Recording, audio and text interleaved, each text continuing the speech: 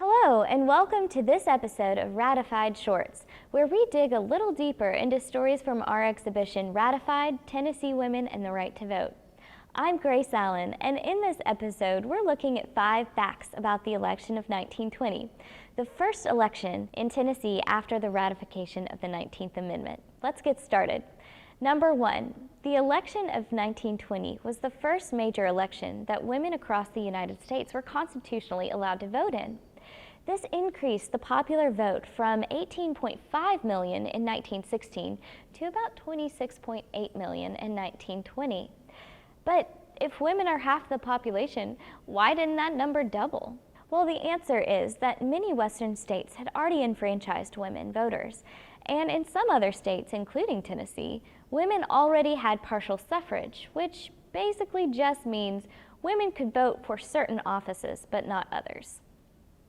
Number 2, women didn't vote in blocks like some anti-suffragists feared.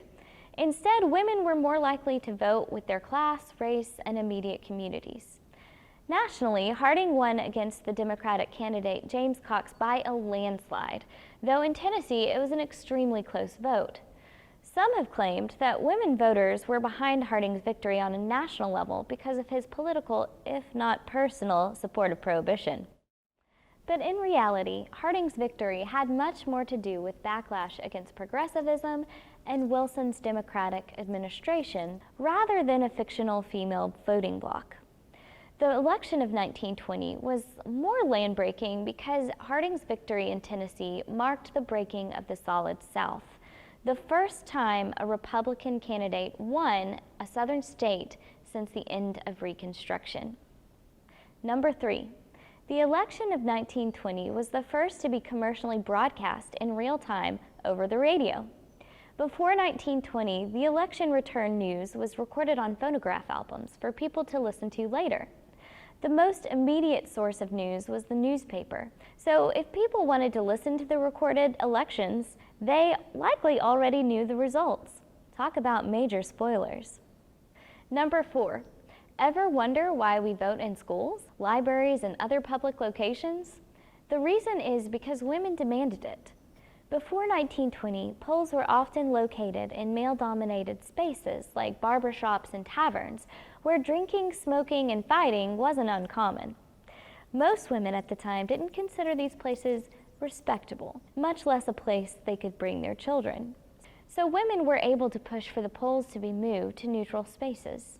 As one Tennessee woman put it, "You know how many women won't go to the polls because only men are there and tobacco, smoke, or worse. Think of how you'd feel if obligated to go into a woman's pink tea parlor to vote and could only vote for a woman." Ah, the layers of sexist stereotypes. Number 5. While Tennessee women had a substantial presence at the polls in 1920, the number of female voters drastically decreased in the election that followed. Why?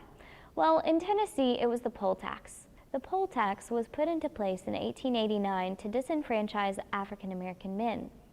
When the tax was extended to women in 1922, the number of women who showed up at the polls went from over 155,000 in 1920 to about 35,000 in Tennessee. The number of African American women that were able to vote was severely affected, and the financial burden of the poll tax prevented many women of all backgrounds from voting. Eleanor Bontico aptly put it, "Many families can afford only one vote, by which custom is that of the man." Even before the extension of the poll tax, women formed organizations like the League of Women Voters and the Negro Women's League of Voters to assist women with navigating registration restrictions. Many women continued to find ways to influence and participate in politics, though, despite the poll tax, and some even successfully ran for office. Well, those are our 5 facts about the election of 1920, and my question for you is this. Would you vote if you had to pay a $20 poll tax, $10, or even $5? And what barriers do you think exist to voting today? We hope you've enjoyed this video. Thank you for watching, and be sure to subscribe to our channel for more videos on Tennessee history.